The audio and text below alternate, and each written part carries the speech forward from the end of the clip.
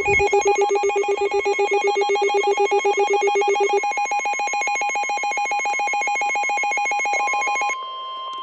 did go off. The National Weather Service in Mount Holly has issued a flood warning for the White Clay Creek near Newark.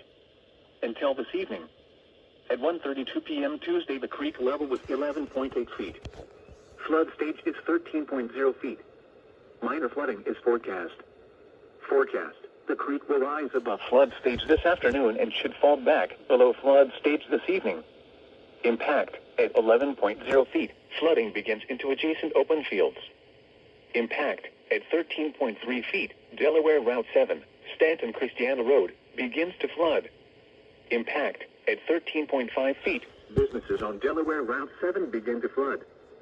Flood history. This crest compares to a previous crest of 14.0 feet on December 25th, 2020.